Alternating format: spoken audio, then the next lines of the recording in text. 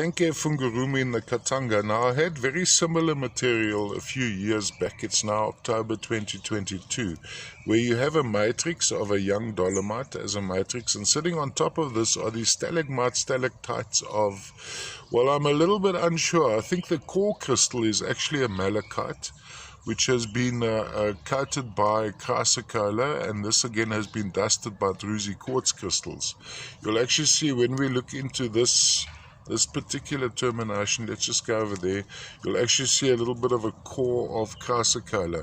But when we look into this section, we'll actually see that undertone of malachite, which would be elongated blades of malachite, which I suspect would have been the core sitting on the matrix, and then of course covered by the botryoidal chrysocolla, and then dusted by druzy quartz.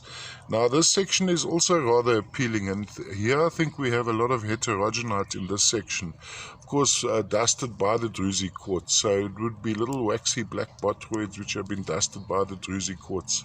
From a display point of view, flat on the turntable would be going around like this. Size wise, palm size, so pretty good size, not a very heavy piece, matrix pretty thin yet quite stable.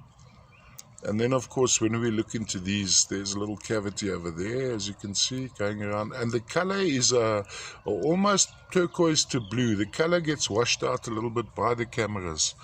Let me just see if I can give you a more accurate indication of the actual color. It's sort of a turquoisey blue, like an Adjawati color, all the way from the Tenke Fungurume mine in the Katanga. Chrysocolla, heterogenite, malachite, and quartz, of course.